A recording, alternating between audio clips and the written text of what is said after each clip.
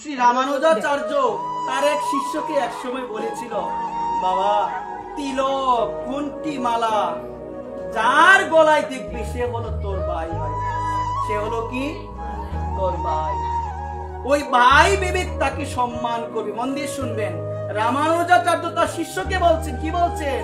ওই তিলক কোনটি মালা যার গলায় দেখবি, যার ললাটে তিলক দেখবি, সে হলো তোর ভাই, সম্মান করবি। গুরুদেবের কথাটা হৃদয়ে গেঁথে নিয়ে যখনই কোনটি মালা কারো গলায় দেখে, ললাটে যখনই কারো ললাটে তিলক দেখে, নিজের ভাই রূপে তার সেবা করে, যত্ন করে। একদিন সে নদীর পাশে বসে, একটা বটবৃক্ষের নিচে বসে সে ডাকছেন, ভগবানকে স্মরণ করছেন। হঠাৎ মা নদীর জলে ভেসে যাচ্ছে একটা মৃতদেহ। সে লক্ষ্য করে দেখলো মা, ওই মৃতদেহের নামা গলার মধ্যে অনেকগুলো কণ্ঠী মালা। এই যে গুরুদেব বলেছিল না, যে যার গলায় কণ্ঠী মালা দেখবি সে হলো তোর ভাই। এবং দেখবেন আরেকটা জিনিস লক্ষ্য করবেন, তিলক দিতে দিতে দেখবেন আমাদের এদিকে একটা দাগ পড়ে যায় না মা? সে লক্ষ্য করে দেখলো, আমার গুরুদেব তো আমাকে বলেছিল, যে কি বলেছিল? যার গলায় কণ্ঠী মালা দেখবি, ললাটে তিলক দেখবি, সে হলো তোর ভাই। সেই চিন্তা করলো, গুরুদেব বলেছে একটা ব্যক্তি বেশি যাচ্ছে, তার গলায় কণ্ঠী মালা আছে, সে আমার ভাই। এই চিন্তা করে নদীর জলে ঝাঁপ দিয়ে ওই মৃতদেহকে নদীর জল থেকে উঠিয়ে এনে তাকে কি করলো জানো মা? অন্ত্যেষ্টি ক্রিয়া তার করলো একবার। চিনে না জানে না আমরা করবো মা, চিনে না জানে না। গুরু বাক্য, গুরুদেব বলেছিল কোনটি মালা যার দেখবি, যার ললাটে তিলকই দেখবি, সে হলো তোর ভাই। ভাইয়ের মতো তাকে সম্মান করতে হবে। সে কিচ্ছু জানে না, সে সবাইকে বলছে আমার ভাই মারা গিয়েছে, তোমরা আসো অন্ত্যেষ্টি ক্রিয়ার মধ্যে। অন্ত্যেষ্টি ক্রিয়া হলো, সে কি করলো জানো মা? আমরা যখন আমাদের বাবা মারা যায়, আমরা একটা ব্রত দেখবেন, ব্রহ্মচর্য আমরা পালন করি মা। আমরা অনেক সময় অভিসন্ন গ্রহণ করি। সে অভিসন্ন গ্রহণ করলো, সে কিন্তু জানে না সে কে, কিন্তু সে গুরু বাক্য, গুরুদেব বলেছিল, সে অভিসন্ন গ্রহণ করলো। এখন সে শ্রাদ্ধ করবে, বৈষ্ণব শ্রাদ্ধ করবে, শ্রাদ্ধ করবে, বৈষ্ণব সেবা দিবে। ব্রাহ্মণ পল্লীর সবাইকে নিমন্ত্রণ দিয়েছে, সবাইকে নিমন্ত্রণ দিয়েছে, আজকে আমার ভাইয়ের শ্রাদ্ধ হবে, ভগবানকে ভোগ নিবেদন করা হবে, আপনারা আসবেন, আপনারা সবাই প্রসাদ গ্রহণ করবে। এদিকে বলা বলি শুরু হয়ে গিয়েছে। গ্রামে আমাদের কিছু লোক থাকে যারা কি করে, একজনের কাছে আরেকজনের কাছে এইভাবে কথা লাগানোর চেষ্টা করে। বলছে, কি গো, তোমরা যে সবাই যাবে দুপুরে, নিমন্ত্রণ যে তোমরা পেয়েছো, কার বৈষ্ণব সবাই যাবে? কে মারা গিয়েছে? বলছে ওই যে ওর ভাই মারা গিয়েছে। বলছে কিসের ভাই ওর মারা গিয়েছে?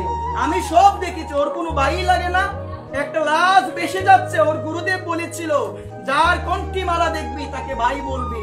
ও চিনে না জানে না, আমরাও জানি না, চিনি না কে কোন গোত্রের, কোথা থেকে এসেছে, শুধুমাত্র কণ্ঠী মালা দেখেছে, ওই জন্য ভাই রূপে সম্বোধন করে সে অন্ত্যেষ্টি ক্রিয়া করেছে। এখন শ্রাদ্ধ করবে, বৈষ্ণব সেবা দিবে, তোমরা যেও না একবার।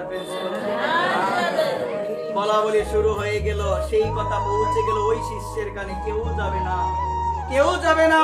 গুরুদেবের চরণে গিয়ে লুটিয়ে পড়েছেন, বলছে গুরুদেব, আমি 500 মানুষের আয়োজন করেছি, আমি সবাইকে নিমন্ত্রণ দিয়েছি গুরুদেব, এখন কেউ বলছে যাবে না। গুরুদেব মাথায় হাত দিয়ে বলল, চিন্তা করিস না, 500 না, আজকে 1000 হবে তোর বৈষ্ণব সবাই একবার। 500 না, আজকে 1000 হবে তোর বৈষ্ণব সবার মধ্যে। এইদিকে বৈকুণ্ঠে আমার ভগবান এই লীলা দেখে মধুর চাহনিতে তাকিয়ে আছেন।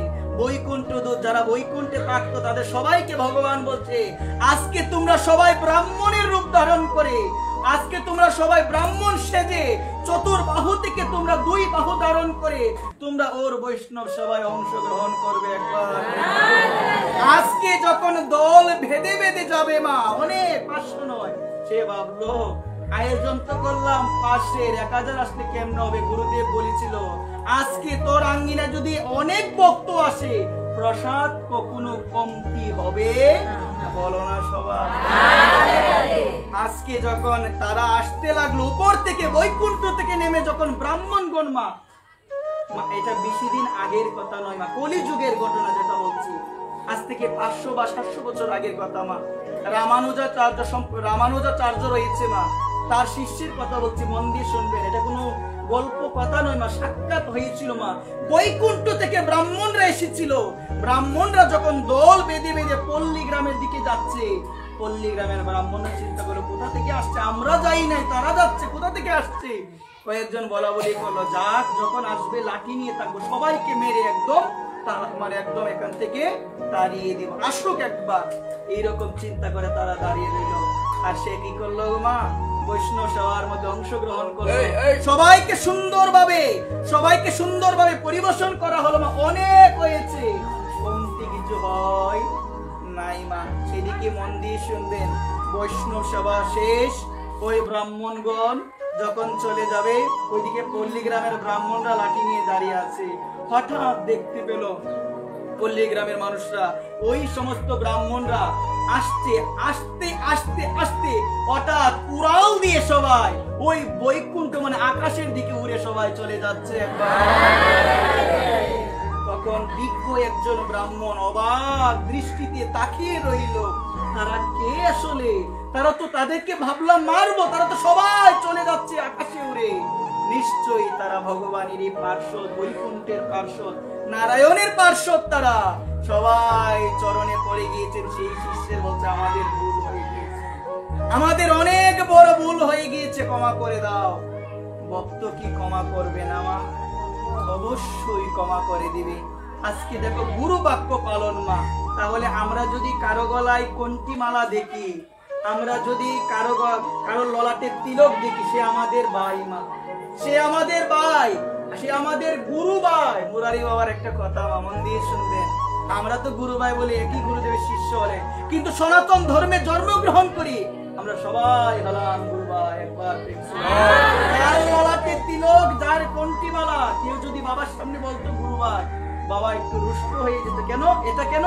এটা দিয়ে আলাদা করা হয়। বাবা বলতো, যার ললাটে তিলক দেখবে, যার কন্টি মালা দেখবে, সেই হলো আমাদের গুরু ভাই।